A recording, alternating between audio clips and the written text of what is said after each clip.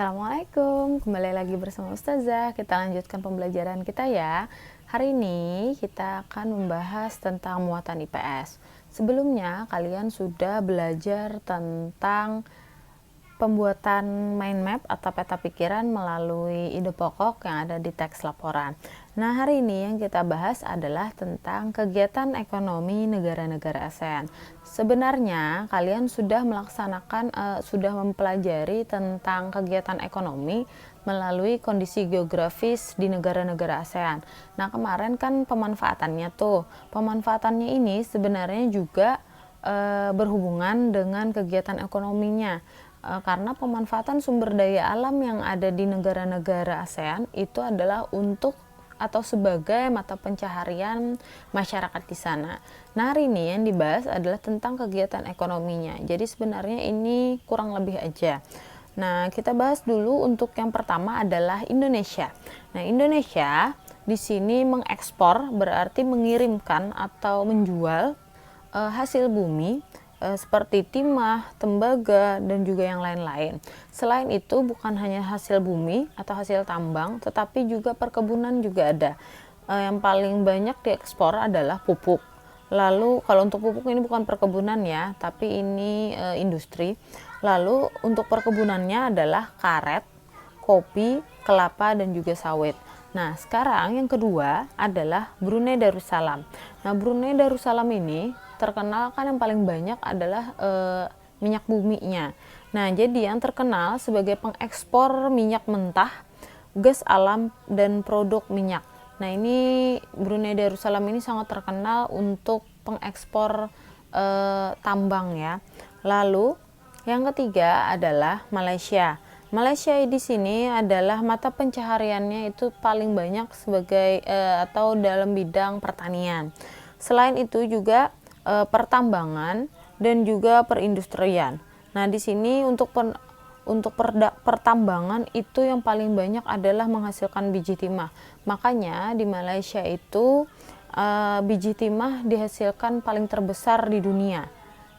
Yang paling banyak ya berarti. Lalu yang keempat adalah Singapura. Nah, Singapura ini adalah kota perindustrian. Jadi mereka itu mengekspor atau mengirimkan atau menjual ke luar negeri itu seperti mesin, alat transportasi, alat elektronik, dan juga barang-barang konsumsi.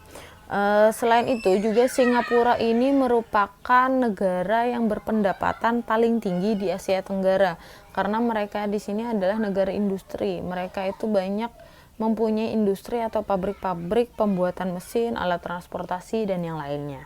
Selanjutnya adalah Thailand. Thailand di sini mereka itu kegiatan ekonominya itu ada yang dalam bidang pertanian, kehutanan, pertambangan, dan juga industri. Selain itu juga padi merupakan ikon yang ada di Thailand. Nah, di sini Thailand itu adalah penghasil beras terbesar di Asia dan juga nomor 3 di dunia. Nah, lalu selain itu juga Thailand itu mempunyai julukan. Ada yang disebutnya Gajah Putih, lalu ada juga disebut Negara Seribu Pagoda, dan juga disebut Lumbung Padi. Nah, untuk Gajah Putih di sana itu kan banyak terkenal banyak patung-patung gajah berwarna putih, makanya disebutnya Negara Gajah Putih. Lalu disebut Negara Seribu Pagoda. Mereka di sana mempunyai agama yang seperti kayak kita itu candi-candi, makanya disebutnya banyak 1000 pagoda. Lalu juga sebagai lumbung padi, ini di daerah ASEAN tadi disebutnya lumbung padi karena mereka merupakan penghasil beras terbesar. Lalu selanjutnya adalah Filipina. Nah, kalau Filipina ini mata pencaharian atau kegiatan ekonomi masyarakatnya adalah dalam bidang pertanian, pertambangan, dan juga industri. Nah, yang diekspor negara Filipina itu adalah gula, kopra, lalu ada kayu, nanas, dan biji tembaga. Selain itu juga untuk negara selanjutnya adalah Vietnam.